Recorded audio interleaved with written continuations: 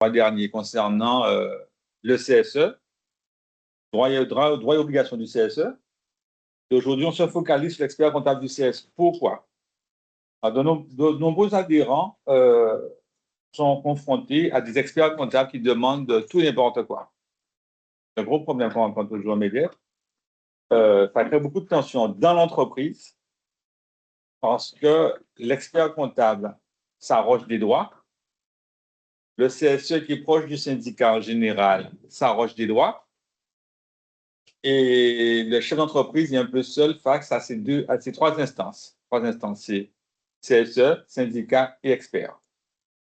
Donc, nous avons décidé au MEDEF, justement, suite à la demande de nombreux adhérents qui m'ont appelé, de faire un webinaire sur les missions de l'expert comptable, ses prérogatives et ses limites. Alors, je me présente. Je suis Patrick Clair, expert comptable commissaire aux comptes. J'ai beaucoup travaillé sur les CSE par le passé. Alors, je travaillé pour les CSE à la demande du CSE, souvent. Je travaille aussi sur les CSE à la demande de l'employeur qui avait un expert comptable justement qui débordait le cadre de sa mission. Donc, quelquefois, j'ai dû intervenir en assistance au chef d'entreprise à côté, en face du CSE. À côté de moi, Samantha va se présenter. Bonjour à tous, donc je suis Samantha Pereira, avocate associée au sein du cabinet KPSP Avocats. J'interviens uniquement en droit du travail et plus précisément, j'accompagne au quotidien les chefs d'entreprise dans leur relation avec les salariés ou avec les CSE. Et j'ai, à l'instar de Patrick, parfois aussi à la marge des clients CSE que j'accompagne pour toujours favoriser le dialogue social avec l'employeur.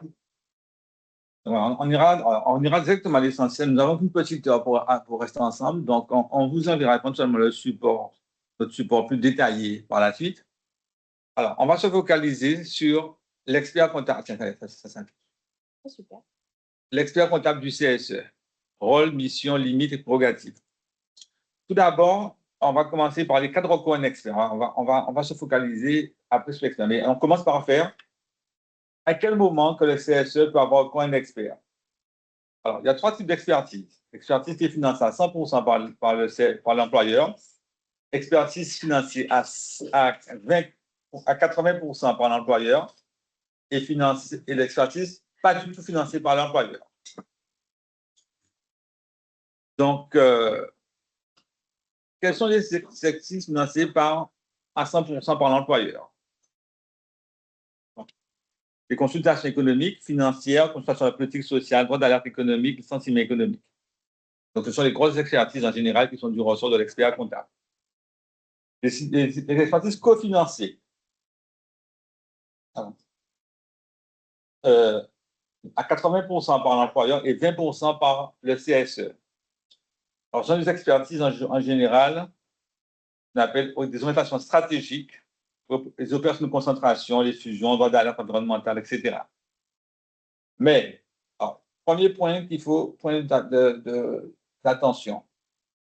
Les 20% que le CSE est censé prendre en charge, il le prend sur son budget de fonctionnement. Vous savez tous que le CSE a un budget de fonctionnement et un budget de œuvres sociales. Le budget de fonctionnement, c'est un pourcentage de la masse salariale, contrairement au budget des œuvres sociales qui est libre. Mais, si le budget de fonctionnement ne permet pas de payer ces 20%, que se passe-t-il?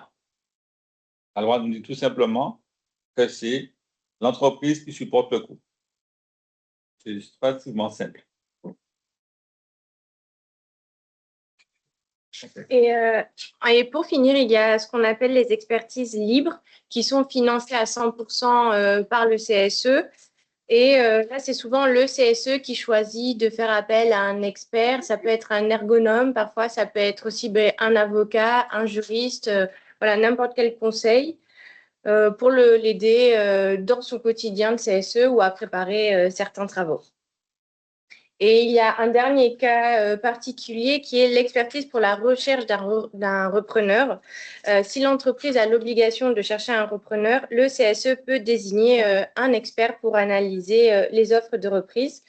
Et pour cette mission, ça sera à l'employeur de financer à 100% les honoraires de l'expert.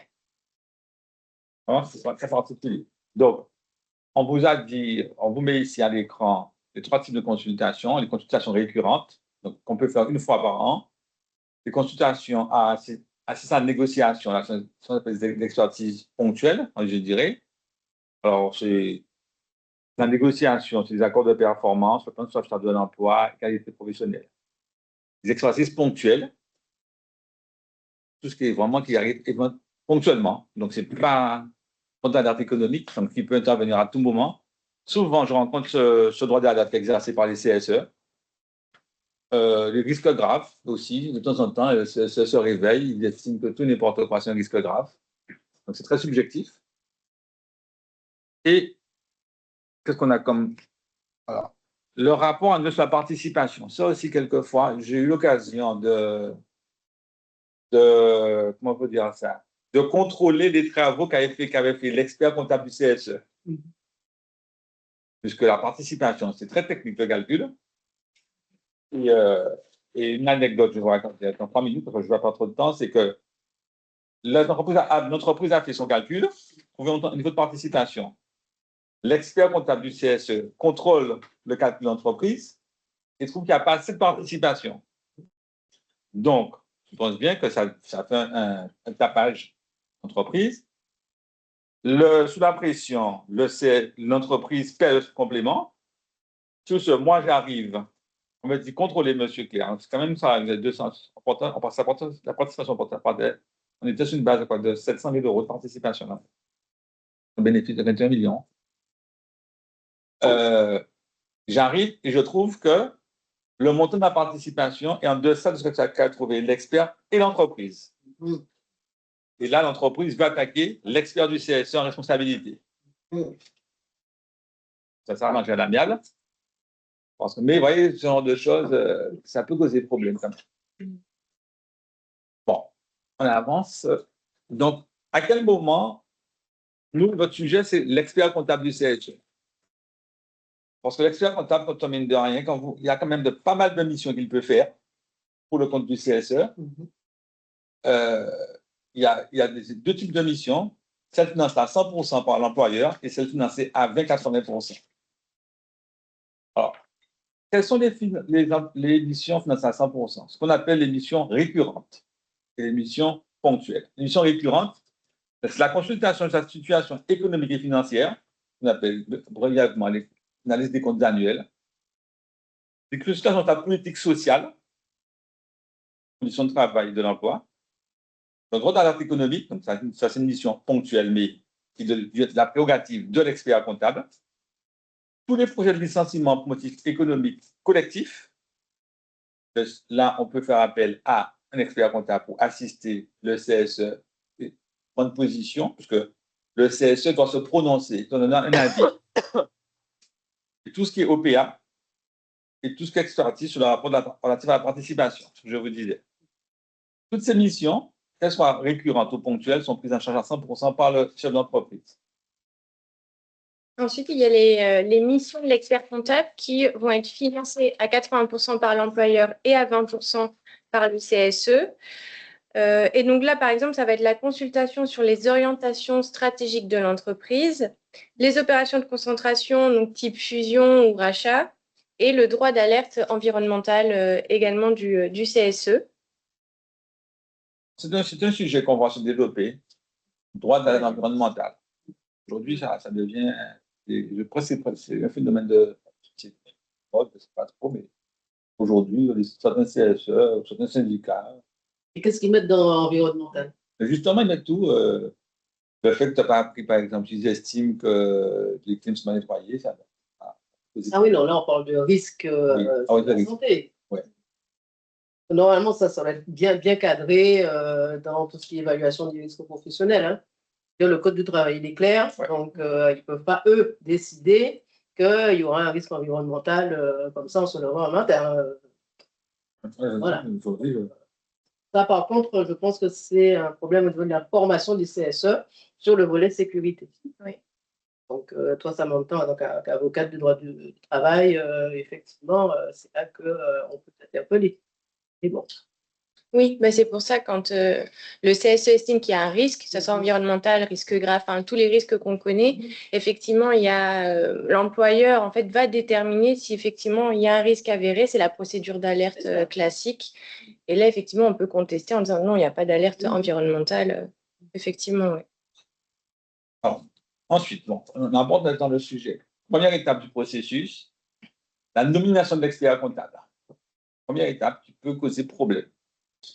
Alors, pour que l'expert comptable soit nommé, il faut deux choses. Un, que le principe de la nomination soit inscrit à l'ordre du jour. Et deux, il faut euh, que le choix de l'expert soit aussi voté. Il y a deux votes à faire. Je vote le principe d'expertise en disant quel type de mission je compte donner à l'expert. Et ensuite, je nomme l'expert. Et la troisième phase du processus, c'est je notifie à l'employeur, moi CSE, que j'ai nommé un expert comptable pour tel type de mission. C'est très important de pouvoir cadrer la mission. Alors, bien entendu, au moment du vote, alors, première étape, inscrire à l'ordre du jour le principe de la nomination. N'oubliez pas que l'ordre du jour est fixé conjointement entre l'employeur et le secrétaire du CSE. Donc là, il peut déjà avoir un premier point d'achoppement. Deuxièmement, au moment du vote, le principe de recourir à une expertise, le chef d'entreprise ne participe pas au vote. Donc, il n'a pas son mot à dire. Il a simplement, par contre, une fois que le vote a eu lieu, le secrétaire du CSE rédige un PV et transmet dans les de 5 jours au chef d'entreprise le PV de nomination de l'expert. Donc, dans ce PV, on identifie deux choses, la mission et l'expert. Alors, c'est important qu'on utilise la mission. Parce que j'ai vu quelquefois, on nomme un expert pour une mission, et il faut autre chose. C'est ça. Le chef d'entreprise, il se laisse faire, et après, on se rend compte, c'est une sorte de boulga qu'on a fait sur la mission, on a tout mis, on a mis du social, du juridique, de la compta, on a tout mis. Ça fait, et on justifie les honoraires importants par une mission hyper élargie. Donc, Il y a une précision importante aussi. Il faut savoir que l'employeur, donc il co-signe, comme l'a dit Patrick, l'ordre du jour avec le secrétaire, mais il ne pourra pas s'opposer à l'inscription dans l'ordre du jour à la nomination de l'expert, quand ça rentre dans les consultations obligatoires. Voilà. Donc le CSE pourra, si l'employeur ne souhaite pas, souhaite s'opposer au fait qu'un expert soit nommé pour une consultation, finalement, ça sera un peu sans effet et le CSE pourra l'imposer quand ça relève toujours des consultations obligatoires. Est-ce que les missions de cet expert sont conjointement définies avec l'employeur et les membres du CSE ou pas? Qui définit les missions? Alors, ça va être l'expert avec le CSE et ça va être soumis à l'employeur qui, on le verra après, pourra toujours contester l'étendue des missions de l'expert. Pas clair, il faut que tu saches que chaque mission a un cadre.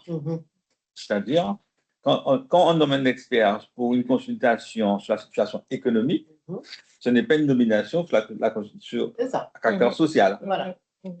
Donc, l'expert, alors vas-y, continue. Oui, mais c'est ça, en fait, on va déterminer une consultation, par exemple, la situation économique. Donc, nécessairement, en fait, les missions de l'expert seront limitées à ça. Et une fois que le principe de l'expertise et l'expert est voté en CSE, comme le disait Patrick, ça peut être contesté, c'est envoyé à l'employeur et ça peut être contesté à l'employeur si l'employeur considère que le contenu de la mission de l'expert dépasse en réalité le thème de la consultation.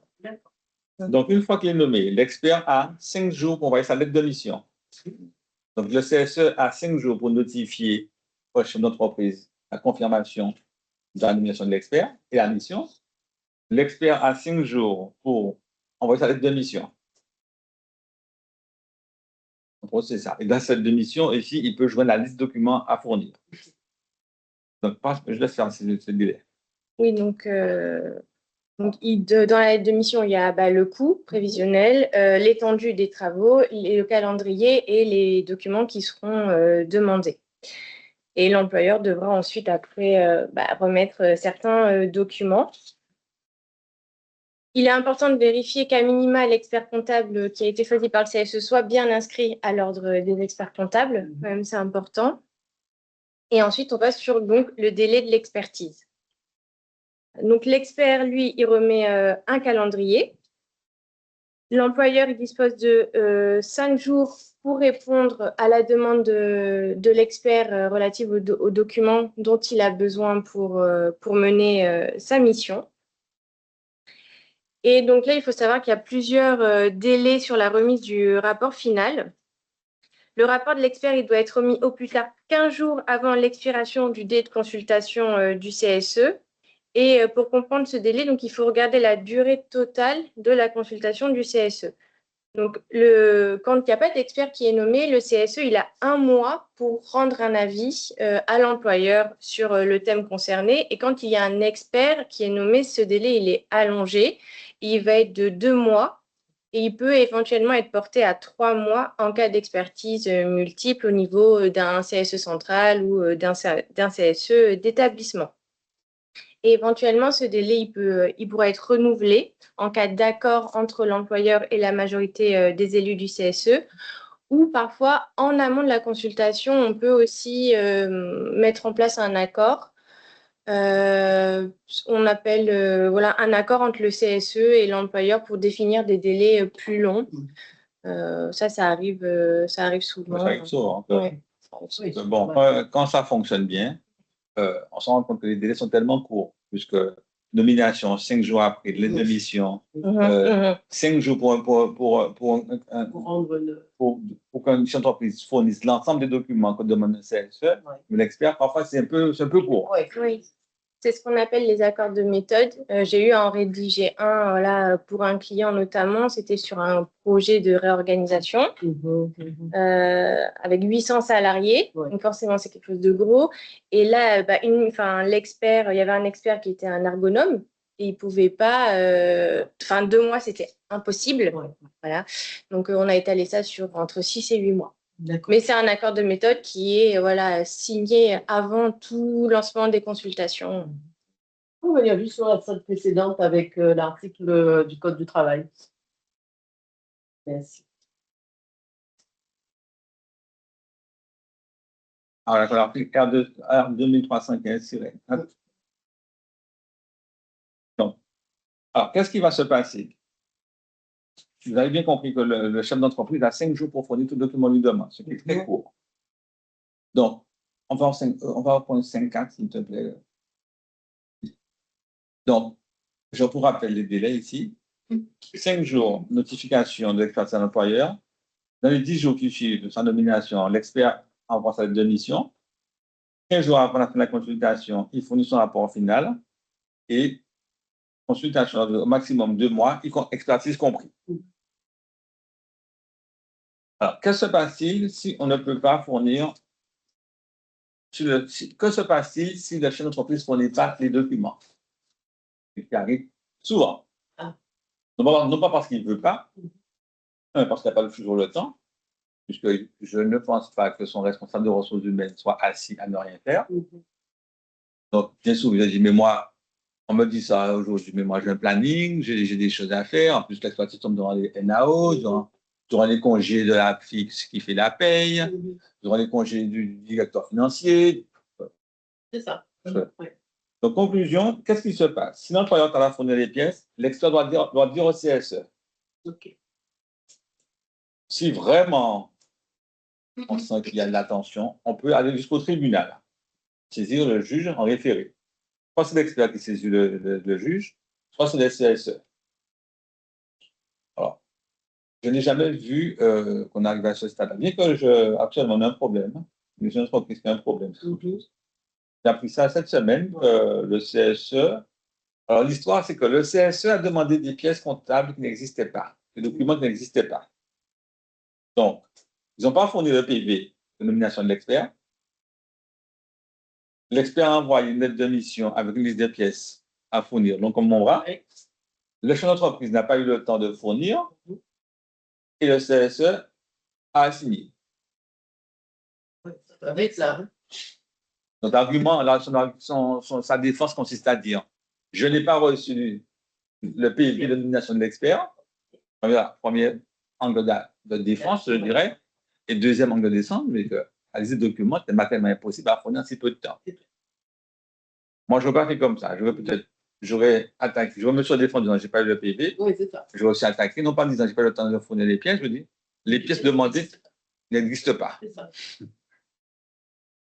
Et là, ce n'est pas légiféré. Les pièces qu'on peut demander, que l'expert peut demander, il n'y a pas une liste obligatoire. Voilà. On le verra plus tard, mais ouais. C'est pas si simple que ça, évidemment. Est-ce que c'est à ce moment-là qu'on peut justement discuter d'un accord de méthode? Avant même. Avant même. Ouais, et d'où l'intérêt de le faire pour même rallonger ce délai. Oui. Exactement. Exactement. Dans les entreprises où ça se passe bien, 90% des cas, je n'ai jamais vu de CSA attaquer le chef d'entreprise au motif il y a 3 jours de retard. Oui. Je réponds parce que c'est pourquoi. Oui, je suis en tempérament. 147. Merci. Excusez-moi. Alors, un point important, c'est aussi, est-ce que vous, employeur, vous disposez d'un droit de regard sur l'expertise et est-ce que vous pouvez le contester? Alors, vous le pouvez, mais c'est enfermé dans des délais quand même qui sont très courts. Et il y a 4 types de contestations possibles. Première contestation, c'est sur la nécessité même de l'expertise. Donc, vous considérez que l'expertise n'est pas justifiée, par exemple, parce que le sujet a été déjà traité ou ça ne relève pas d'une consultation obligatoire. Donc là, vous avez un délai de 10 jours à compter de la délibération du CSE, donc le jour du vote, pour saisir le tribunal judiciaire. Et c'est ce qu'on appelle donc la procédure accélérée au fond. C'est une procédure d'urgence qui est censée être audiencée plus rapidement. C'est censé être audiencé dans les 10 jours qui suivent votre saisine. En réalité, bon, c'est assez dur à tenir ce délai. Voilà, vous l'imaginez bien, mais c'est censé quand même aller plus vite. Et surtout, si en tant qu'employeur, vous saisissez, ça va suspendre donc l'exécution de la délibération du CSE et ça va aussi suspendre le délai de consultation qu'on vous disait qui était d'1 mois ou de 2 mois tout à l'heure. Une petite question. Le délai de 10 jours à compter de la délibération du CSE, le jour du vote, Oui. ne fait pas mention du PV. C'est le jour de la réunion du CSE. Point. Mais cette réunion, elle doit donner lieu à un PV. Un PV. Oui, mais là, ce sera le jour de la réunion parce que le PV, il est co-signé avec l'employeur et le secrétaire. Ouais. Et donc, en fait, on pourrait faire traîner, enfin, l'employeur pourrait faire traîner, il y aurait, le délai courrait jamais pour saisir. C'est la raison pour laquelle on a fixé ça par rapport au jour du vote, qui est PV ou pas. Oui, Okay. N'oublions pas que l'employeur participe à la réunion. la réunion. Oui. Donc, il est au courant de la C'est ça. décision. C'est ça, ok. Donc, prendre un avocat rapidement. Ah oui, on a reproché à mon client de ne pas prendre un avocat. Il a fait son mémoire lui-même, il a déposé, on lui a dit, je ne pas un avocat. Bon. Ok. Bon. Donc, alors. Donc, ça, voilà. Donc, ensuite, deuxième cause de contestation, c'est le choix de l'expert. N'oubliez pas qu'il faut que l'expert soit expert comptable. Premier point. Deuxièmement, il ne faut pas qu'il y ait un conflit d'intérêt. Il ne faut pas que l'expert soit le bon copain du syndicaliste. Pourquoi? On veut une objectivité dans sa mission. Ok. Et ce point souvent est abordé. Oui. Parce que les expertises en Guadeloupe sont faites toujours à la même personne. La Guadeloupe est petite, hein? Oui, mais. Sauf si tu fais venir un expert de. Mais aujourd'hui, tu as un expert qui fait tous les CSE de la Guadeloupe. C'est normal. Oui, mais bon. Aucune loi qui interdit un CSE de faire un expert pour tous les CSE de la Guadeloupe. Oui. Mais on lui prête un manque d'objectivité aujourd'hui. C'est-à-dire, la raison d'être de notre réunion aujourd'hui, parce que cet expert fait des rapports quasiment à charge. Il n'y a que du négatif. C'est vraiment un audit à charge. Donc là encore, si le chef d'entreprise veut contester la nomination de l'expert 10 jours Ok. à compter du vote. C'est possible. Vous avez déjà vu des contestations d'experts? Ce qu'on voit souvent, c'est la contestation du coût, juste après, Ok. le coût d'expertise. D'accord. Et ça, c'est quelque chose qui se développe aujourd'hui, puisque ces entreprises ne se laissent plus faire comme avant. Donc, aujourd'hui, quand les chaînes d'entreprise sont pas d'accord avec le coût, d'autant plus qu'ils saisissent juste quand ils vont sur la liste des pièces à fournir, ils se rendent compte que 90% du job, c'est eux qui le font. Ben oui. Finalement, la mission. Donc, en fait, tu fais quelque chose que tu fais toi. chez toi-même. Normal. On te demande plein de petits tableaux et l'expert ne fait que les conclusions sur le tableau que tu as fait. Il tire les conclusions. Donc aujourd'hui, ça cause d'un véritable problème. Donc, moi, j'ai vu des décisions de justice en Guadeloupe où le juge revoit le tarif de l'expert, le nombre de jours et le coût journalier. Alors, une manière souvent qui pour contester le coût, c'est fournir des devis comparatifs. Mais il ne faut pas fournir des devis de complaisance non plus. En clair, vous ne pouvez pas dire, moi je ne connais Patrick Clair, je vais le voir, il va diviser par 2 le coût de l'expertise. Il me fait un devis bidon, et voilà. On m'a appelé pour ça, je n'ai pas fait de devis. On va voir d'autres personnes, mais on est trop proche, je te connais. Ouais. Et puis bon, l'expert du CSE, c'est quelqu'un, entre guillemets, je me suis souvent accroché avec elle. Par le passé, ça fait 20 ans qu'on bosse ensemble, la même âge que moi. Donc, on se connaît. Parfois, on a été ensemble sur certains dossiers, vraiment ensemble, hein, pour la même cause, et parfois vraiment en franche opposition. Donc, quand c'est comme ça, je ne fais pas de devis, mais j'envoie quelqu'un d'autre. Donc, ce devis, c'est quelque chose de très particulier. Alors, soyons clairs, le juge n'est pas tenu de s'aligner sur le devis que vous allez lui fournir, le devis comparatif. Mais le juge ne peut pas changer d'expert. Vous ne pouvez pas dire, moi, chef d'entreprise, je veux demander au juge de demander notre expert. C'est le CSE qui choisit son expert. C'est ça. Et donc, il y a la contestation du coût, mais prévisionnelle, quand vous avez le devis de l'expert. Ça, vous pouvez déjà le contester toujours dans le délai de 10 jours. Et c'est toujours la procédure accélérée au fond, donc une procédure qui est censée être plus rapide. Et après, il y a la contestation du coût final. Et là, pour le coup, c'est 10 jours à compter de la réception de la notification du coût final ou de la facture. Et là, ce n'est pas la procédure accélérée, c'est la procédure classique. Donc, ça prend beaucoup plus de temps. Et qu'est-ce qui se passe si vous ne respectez pas le délai de 10 jours? Malheureusement, vous êtes prescrit et ça s'impose à vous. Ouais. Dans une seule et même saisine, tu peux à la fois contester le choix de l'expert et le coût d'intervention. Oui. Oui. Et l'étendue de sa mission. C'est ça. Dans ce cas-là, et c'est à ce moment-là que. Non, c'est pas le tribunal qui en désigne un. En revanche, si le choix de l'expert, le tribunal balaye le choix qui a été fait, le CSE doit en choisir un autre. On revient au point de départ. Donc, là, on trouve une petite des de contestation. On a pas il y a 1941. Donc là, les principaux motifs, on vous les rappelle, il faut que l'expert soit qualifié. Un expert qui est créateur des experts comptables, il n'a aucune compétence en droit social. Moi, chef d'entreprise, je peux dire, cet expert réputé pour ne pas faire du droit social, je vois pourquoi, je peux me faire sur mon droit social. Bon, c'est que c'est moi qui paie quand même, j'ai quand même que ce rapport. Oui, droit de regard. C'est ça. Il ne faut pas que l'expert aussi soit expert comptable et membre du CSE. Il ne faut pas que l'expert comptable soit un ancien salarié. Imagine que je suis salarié dans une entreprise. C'est clair. En tout cas, j'étais salarié de agricole. Je suis devenu expert comptable. Je ne vais pas devenir expert comptable du CSE, sachant que je connais en tant que chef comptable. Tout ce qui ne fait pas social. Je reste chez moi, je vous fais le rapport, quoi. On va accélérer. Et puis, si la chef d'entreprise estime que l'expertise est inutile, inutile pourquoi? Parce qu'on a déjà fait, il y a 6 mois, une expertise qui était très proche de ce qu'on. Donc, on dit, stop, on ne prend pas la même expertise. vous changez le nom, mais le fond, c'est le même. Donc, moi, chef d'entreprise, je considère que je n'ai pas payé une deuxième fois. Mais ça, il faut le démontrer. Alors, Pourquoi tu as des DSE, des DDS? la base de données économique et sociale. Tout. Dernière ligne.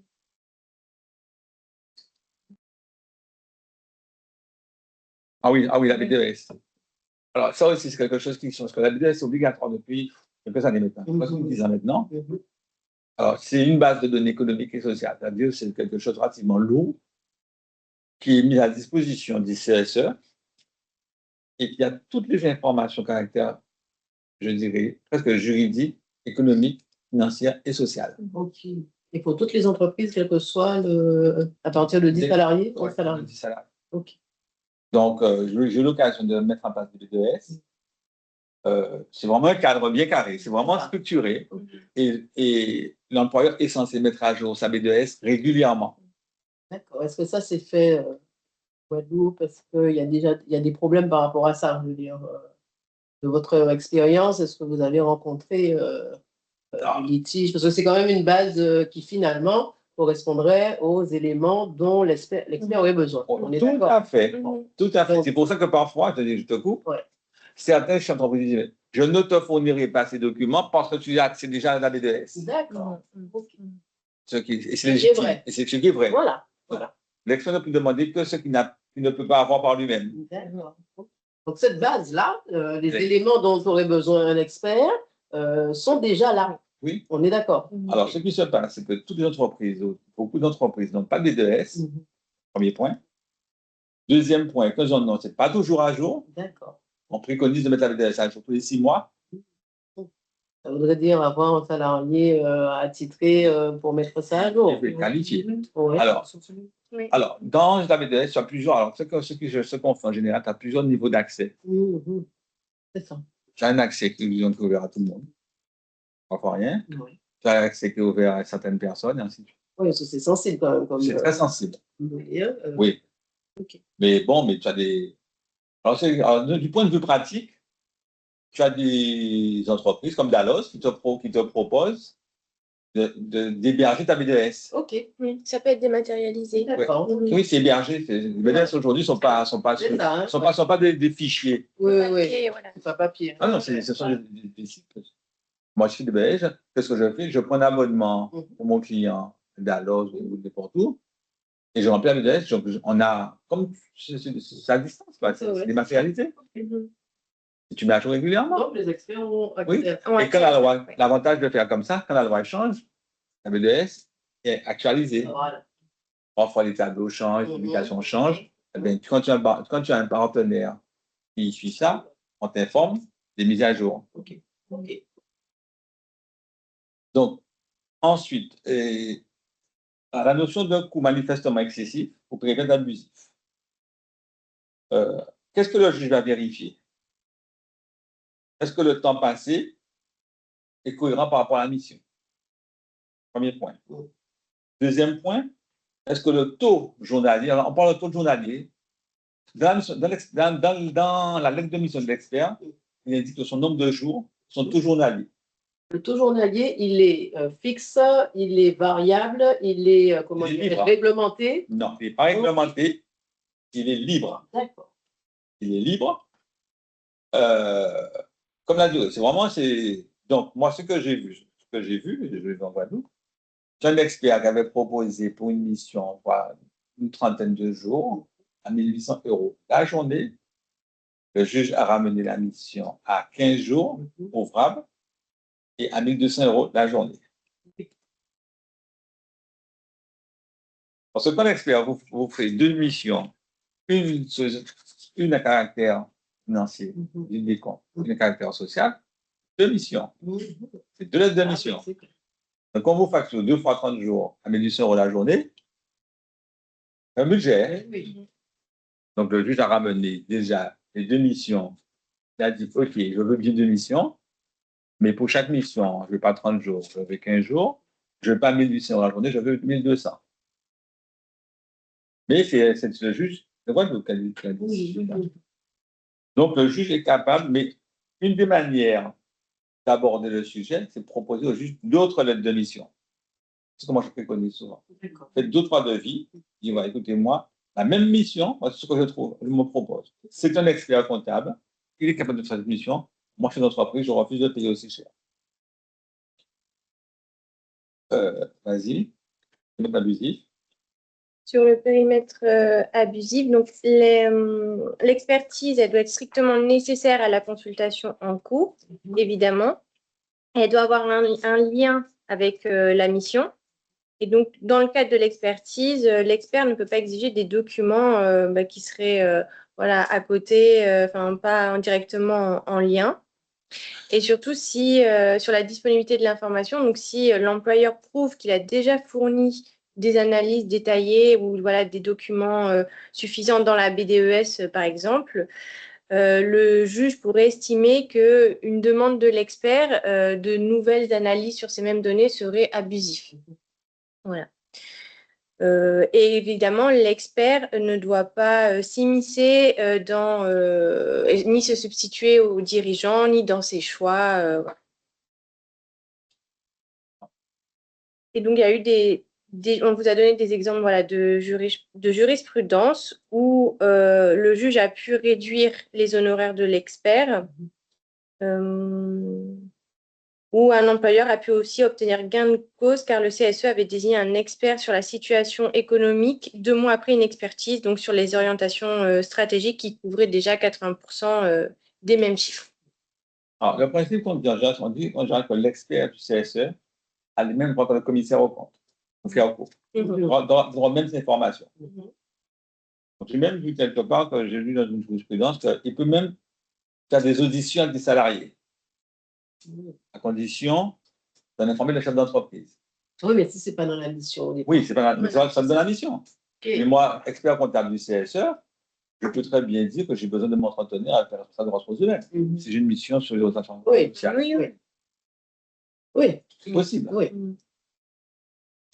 Alors, on peut faire un focus maintenant sur les documents auxquels a droit l'expert comptable. Là, bon, documents à caractère comptable et financier, donc les balances, les grands livres, les journaux, les liasses fiscales, les tableaux classiques. Ces documents à caractère prévisionnel, il faut savoir quand même, quand d'une certaine taille, les documents prévisionnels sont obligatoires. Bon. Normal. En général, quand on a plus de 300 salariés ou 18 millions de chiffre d'affaires, ça arrive quelquefois. 10 millions de chiffre d'affaires, ça se fait en Guadeloupe régulièrement. 300 salariés, ce n'est pas souvent. Mais les documents sociaux, là, c'est vraiment ça, là, on commence à aborder des sujets sensibles, puisque le gros problème, il a droit à tout, mais les chefs d'entreprise ne veulent pas donner le nom des gens. Donc, oui, je vous demande la liste du personnel, des salaires, ça peut faire un peu désordre. Vous avez contre des RGPD, la CNIL et compagnie. Donc, la loi nous dit qu'on peut anonymiser les informations qu'on donne à l'expert. S'il veut savoir la masse salariale des cadres, c'est ça. Je peux lui dire, j'ai 10 cadres, 1, 2, 3, 4, 5, 6, 7, le numéro 1, tel salaire, numéro d'une telle salaire, moyenne, c'est ça. Ça veut dire qui touche combien. Donc, on essaie l'expert ne peut pas exiger le nom des gens. Mais il a droit quand même à la pyramide des âges, à la moyenne des salaires, pour tous les accords égalité homme-femme. Et dans les entreprises où il y a un organigramme nominatif, il a le nom des gens. Oui, avant le nom des gens, c'est une chose. Le salaire des gens, c'est autre chose. Okay. Oui, je connais l'organigramme du Crédit Agricole et c'est sur leur site. C'est un nom des gens sur leur site. Un tel, le directeur général, c'est monsieur un tel, le directeur financier, c'est monsieur un tel. Il n'y a pas leur salaire pour autant. Donc, tu peux très bien avoir pas mal de choses. Moi, ce que je vois par contre souvent, ça m'exaspère. L'expert comptable qui demande, quand il fait une analyse de la politique sociale, etc., de documents que le chef d'entreprise doit produire, doit créer même, je dirais. Je veux savoir le nombre de CDD. Je veux savoir l'indemnité de précarité versée au CDD. Et ça, c'est pas une information qu'il peut obtenir. Je veux savoir le montant des congés payés aux salariés en CDD en fin de contrat. Je le veux par salarié en plus. Donc, tu as des chefs d'entreprise, mais qui font appel à des informaticiens qui font des requêtes. Parfois, c'est bloqué avec nos inférieurs GPD. Maintenant, beaucoup de logiciels sont verrouillés. Les éditeurs verrouillent les logiciels, il faut le savoir. Donc, l'expert comptable te dit, moi, je veux avoir. Et moi, aujourd'hui, je dis au chef d'entreprise, tu donnes ce que tu as.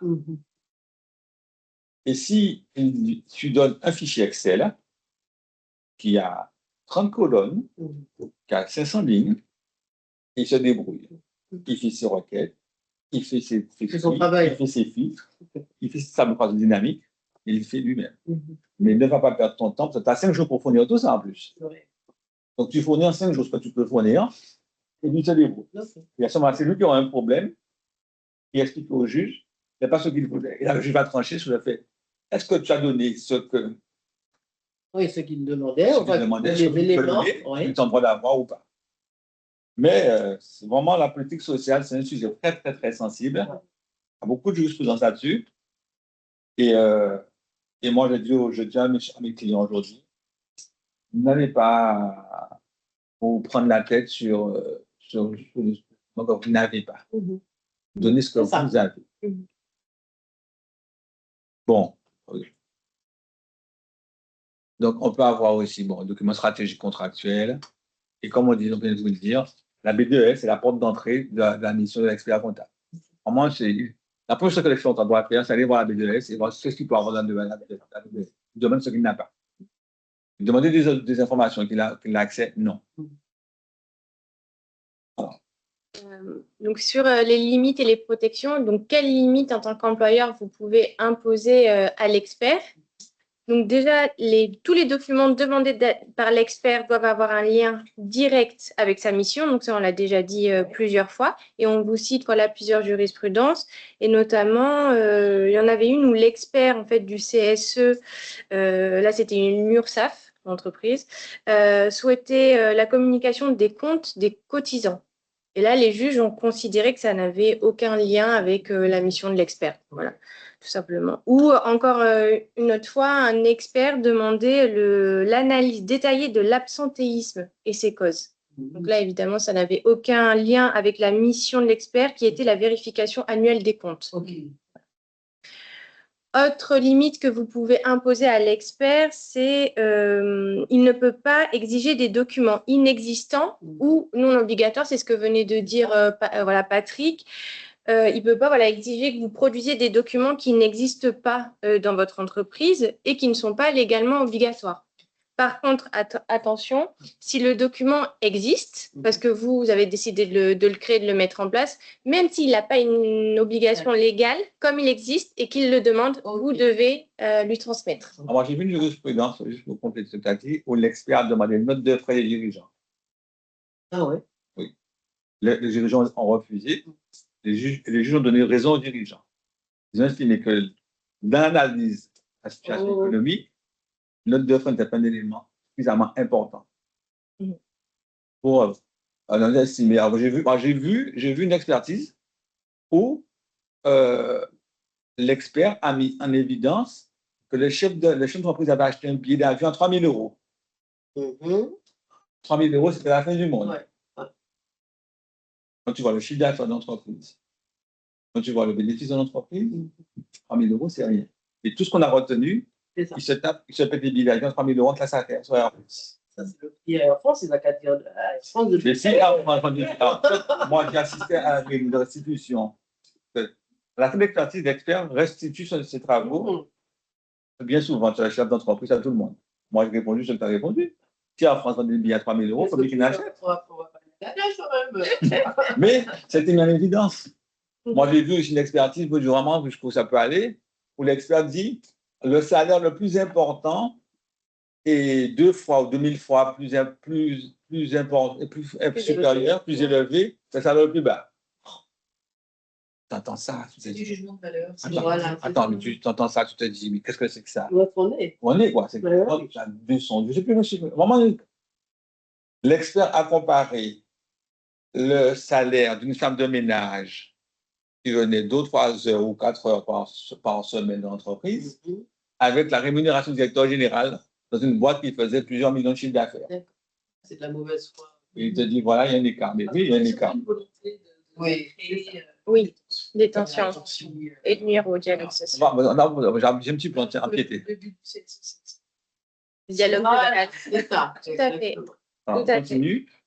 Troisième limite que vous pouvez imposer à l'expert aussi, c'est la limite temporelle. Voilà, il ne peut pas vous, pour ce qui est consultation récurrente, donc par exemple l'examen annuel des comptes, il ne peut pas exiger des documents au-delà des 2 années précédentes. Donc vous lui transmettez les documents relatifs à l'année en cours, plus les 2 années précédentes.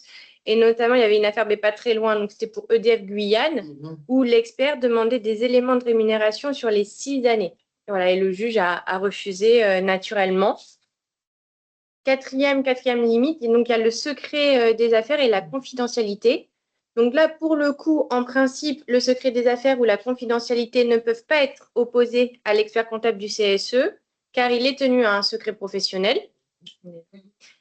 Et il est également soumis aux obligations de secret et de discrétion qui est imposée également aux membres du CSE. Il y a une exception qui est le mandat ad hoc, donc c'est pour les procédures de prévention des difficultés. Mais voilà, vous l'aurez compris, c'est vrai que la confidentialité, ce n'est pas quelque chose que vous pouvez imposer. Dernier point, donc c'est les juges admettent quand même une communication assez large dès lors que les pièces demandées sont utiles à la mission et disponibles dans l'entreprise. La Cour de cassation précise néanmoins que le CSE, contrairement au syndicat, n'a pas pour mission de représenter les intérêts individuels des salariés, ni même les intérêts collectifs de la profession. Et souvent, le dernier point qu'on va aborder, c'est quand le rapport ne convient pas au chef d'entreprise, qu'est-ce qu'il peut faire? Ce qui est souvent le cas. Mais pas tout à fait. Déjà, on ne peut pas, le chef d'entreprise ne peut pas remettre en cause le rapport directement. L'expert, il fait sa mission, il est censé être impartial, il est présumé être impartial. Donc, le chef d'entreprise ne peut pas dire, ah ben, ce rapport, j'en veux pas. D'accord? Et le juge ne peut pas non plus annuler le rapport de l'expert. Son rapport, c'est sa responsabilité. Par contre, puisqu'il y a une règle de restitution de la mission de l'expert, à ce moment, le chef d'entreprise peut faire consigner dans le procès verbal son désaccord ou ses désaccords. Là, j'ai vu des joutes oratoires se faire souvent, régulièrement, entre les contestations. C'est pour ça que bien souvent, au moment où il y a la restitution, les chefs d'entreprise sont accompagnés par son expert comptable aussi. À ce moment-là, comme moi, j'interviens. Quand l'expert fait son rapport, moi, j'interviens. Je prends le rapport de l'expert en amont et je viens avec mon argumentation. D'accord? On peut aussi contester la facture finale. On peut contester la facture prévisionnelle. Mais si vous estimez, vous, chef d'entreprise, que la mission, le rapport qui est présenté ne vaut pas le coût qu'on vous demande de payer, vous pouvez contester cette facture. Et effectivement, n'oubliez pas quand même que le rapport de l'expert a pour objectif d'aider le CSE à prendre des décisions. Mais si c'est un rapport superficiel ou trop orienté, qui n'a pas une analyse suffisamment large et claire pour éclairer le CSE, moi, chez l'entreprise, j'estime que ce rapport peut me nuire, mais ne va pas aider le CSE. Donc, je refuse de payer la facture. Et voilà, je laisse la partie. Et voilà. Et donc, pour finir, l'expert comptable au service du CSE doit porter un regard critique. Et donc, il doit être indépendant de l'employeur, mais son rôle, il va être forcément de conseiller les élus. Donc, il a été mandaté par les élus du CSE. Et donc, un rapport, par exemple, critiquant la gestion n'est pas forcément subjectif, il peut simplement être critique. Et l'expert, donc, comme vous le disiez, il est soumis au secret professionnel et il doit respecter la confidentialité. Donc, s'il diffuse des informations confidentielles, vous pourrez agir en responsabilité civile et pénale contre lui, directement contre l'expert. Si vous estimez que le rapport de l'expert vous cause un préjudice, vous contactez l'expert. Exactement. Mais il faut démontrer qu'il y a un préjudice. Exactement. Voilà. Ça peut être plus délicat en pratique. Est-ce que vous avez des cas? Est-ce qu'il y a eu des grosses affaires dans ce sens ou pas? Depuis l'addition du CSE Non, moi, j'ai pas eu de cas où l'employeur a attaqué un expert, mais j'ai eu un cas où l'expert comptable du CSE a lui-même révélé des malversations qui avaient été faites par le trésorier du CSE. Ok, c'est ça. Voilà. Donc, bon, parfois, ils sont vraiment collectifs et très indépendants et voilà. Donc, voilà, c'est ça. Et ils sont quand même soumis à un ordre et ils sont, voilà, ils vont pas risquer leur carrière pour. Voilà. En général, le truc, c'est qu'en général, les experts comptables ne laissent rarement attaquer un expert comptable. Dans le cas où j'ai eu sa participation, quand le client dit attaquer l'expert comptable, j'ai dit non, stop. Je veux bien, ça dit quelque part. On veut bien être devant le client, on peut être d'accord, mais quand il y a un souci, moi j'appelle, je dis écoute, j'ai un problème là, attention. Oui, c'est ça, vous êtes quand même un ordre qui. Et moi, dans tous les sujets, quand il y a des contrôles fiscaux et un redressement fiscal, que le client me dit je vais attaquer mon inspecteur comptable, ton confrère, je dis stop, oh là là, attaque mon confrère aujourd'hui, c'est moi qui t'attaque demain. Tout ça, vous faites faire ça, attaquer les experts. Il y en a deux ici quand même. C'est la porte ouverte. Oui, on a assuré. Donc, Filou une petite lettre. Voilà, les solutions. Non, mais... J'ai déjà attaqué des médecins, à l'ordre des médecins. Ah. Ouais. Et j'ai gagné. Mais c'était dans le cadre où, effectivement, ce sont des contentieux où parfois les médecins, en fait, font des attestations de complaisance pour les salariés en qualifiant directement l'état de santé, le trouble, enfin, en faisant un lien direct avec le travail. Sauf qu'un médecin traitant ne peut pas faire un lien direct entre l'état de santé et les conditions de travail. Exactement. Voilà. Mais ils adorent faire ça. Et ils n'ont pas le droit. Donc, politiquement, ils n'ont pas le droit. Et c'est vrai que j'ai eu un dossier où j'ai contesté ces attestations qui ont après été retirées du contentieux. Voilà, c'est ça. Très bien, voilà. L'ordre des médecins. L'ordre des médecins, oui, c'est ça. Voilà, nous avons, si tu dois rattraper le temps perdu. Oui, parfait. 10h05. Avez-vous des questions, les personnes qui sont connectées? Non, pas spécialement, c'était clair.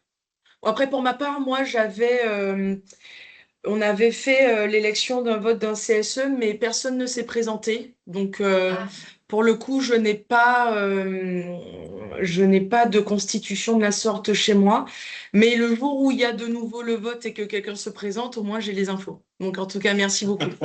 C'est ça. Très bien. Et voilà. Et vous avez fait un PV de carence? Comment?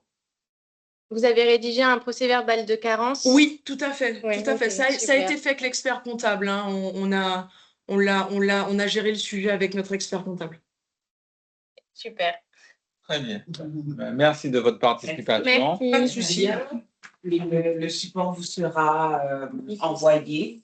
De ce fait, lorsque vous serez en face du cas, vous aurez les informations adéquates. Voilà. Merci. Merci. Merci. Merci Et nous beaucoup. vous libérons. Bonne journée. Bonne journée. Bonne journée.